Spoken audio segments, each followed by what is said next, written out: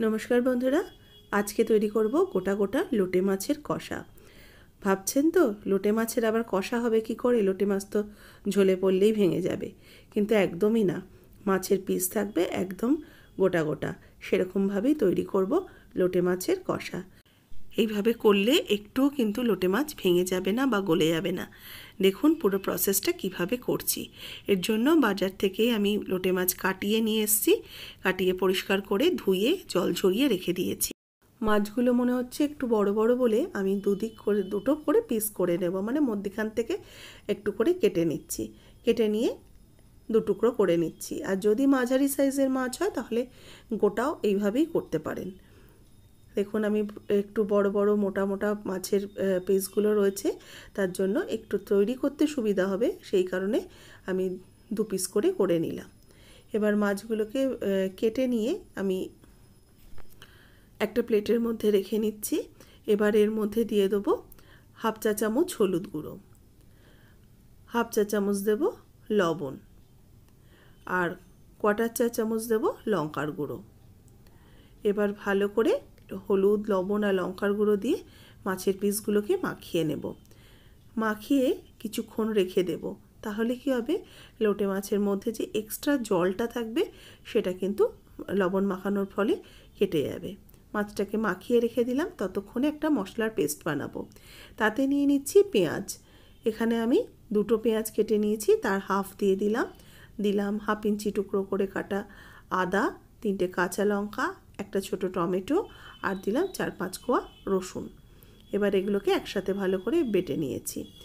এখানে দেখুন একটা প্লেটের মধ্যে নিয়েছি ময়দা, 3 চামচ ময়দা নিয়ে নিয়েছি।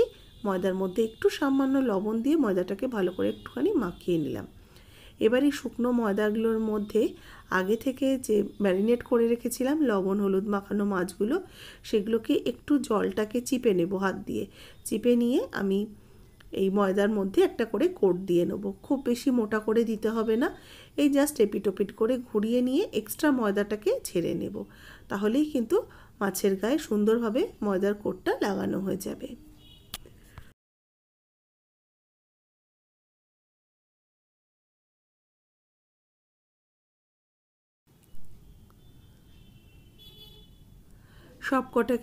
সবকটা মাছের পিসগুলোকেই আমি একই রকমভাবে ময়দার মধ্যে কোট করে নিচ্ছি। নিয়ে একটু সাইডে একটা প্লেটের মধ্যে রেখে দেব, যাতে কি হবে ওই ময়দার কোটিংটা মানে একদম ভালো করে মাছের গায়ে আটকে যাবে। সবকটা মাছের পিসকেই আমি সুন্দরভাবে ময়দার কোটিং করে নিয়েছি। দেখুন এবার কড়াইতে তেল দিয়ে দেবো, বেশ অনেকটা পরিমাণ একটু তেলটা দিতে হবে। আমি এখানে প্রায় 3 চামচের মতো তেল অ্যাড করলাম। তেলটাকে ভালো করে গরম করে নেব। তেল ভালো করে গরম হয়ে গেলে এবার এই ময়দার কোট করা একটা একটা করে মাছের পিসগুলোকে দিয়ে ভেজে নেব। দেখুন মাছগুলো কিন্তু একটাও ভেঙে যাবে না, আর সবকটা কিন্তু একসাথে দেব না, আমি 2-3টে করে মাছগুলোকে ভেজে নেব। আর লোটে মাছ রান্না করার সময় অবশ্যই কিন্তু আঁচ বাড়িয়ে রান্না করবেন, কারণ লোটে মাছের যেহেতু প্রচুর পরিমাণে জল থাকে, লো ফ্লেমে রান্না করলে বেশি জল বেরোবে, সেই জন্য আঁচ বাড়িয়ে সবসময় রান্না করতে হবে।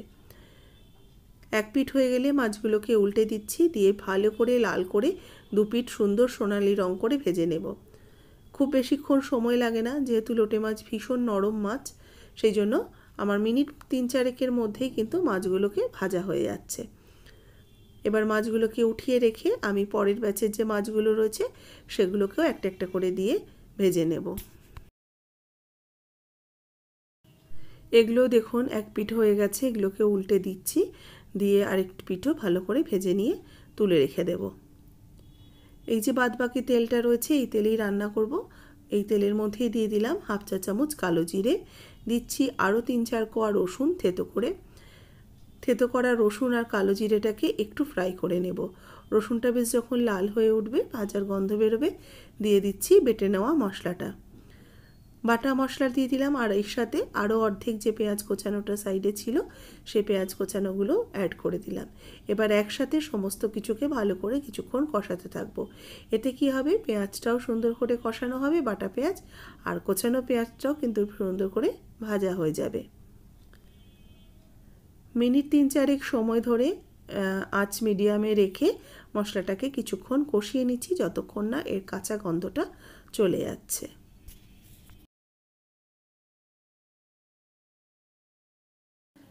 একটু ঝাল ঝাল হবে তার জন্য দিয়ে দিচ্ছি একটু কাঁচা লঙ্কা একটু কোচানো দিয়ে দিলাম। এবার ভালো করে একটু নাড়াচাড়া করে এর মধ্যে দিয়ে দেব পেঁয়াজ কলিগুলো দিয়ে একটু টমেটো দিয়ে দেব। একটু কেটে নেওয়া কয়েকটা টমেটো স্লাইস করে কেটে দিয়ে দিলাম। পেঁয়াজ কলিগুলো দিয়ে মশলার সাথে টমেটো পেঁয়াজ কলি একসাথে একটু কষিয়ে নেব। যেহেতু শীতকাল, পেঁয়াজ কলি এরকম জাতীয় খাবারের মধ্যে পড়লে কিন্তু বেশ ভালো লাগে, সেই কারণে আমি পেঁয়াজ কলি অ্যাড করলাম। আর অন্য সময় যদি করেন, পেঁয়াজ কলির সিজন না থাকলে পেঁয়াজ কলি না দিলেও চলবে। এবার দিয়ে দিচ্ছি হলুদ গুঁড়ো হাফ চা চামচ, শুকনো লঙ্কার গুঁড়ো দিলাম হাফ চা চামচ, জিরের গুঁড়ো কোয়ার্টার টিস্পুন, ধনের গুঁড়ো কোয়ার্টার টিস্পুন। মশলা কিন্তু খুব অল্প অল্প দিলাম, মানে যেগুলো জিরে ধনের গুঁড়ো, আর বাদ বাকি মশলাগুলো হাফ টিস্পুন করে দিয়েছি।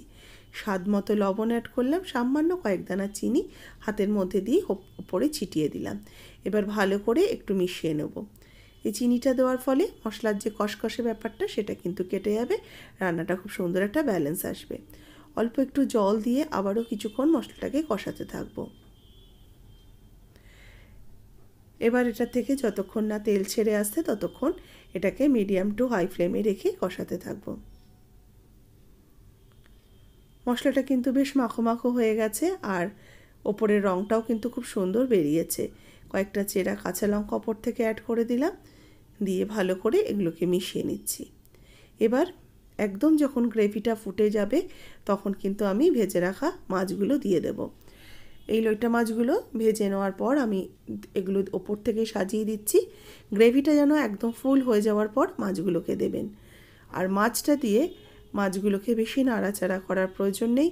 আমি কিন্তু মাছগুলোকে উল্টাবো না, জাস্ট মাছের ওপর থেকে গ্রেভিগুলোকে একটু তুলে তুলে দেব, তাহলেই কিন্তু মাছ আস্তে আস্তে সেদ্ধ হয়ে যাবে।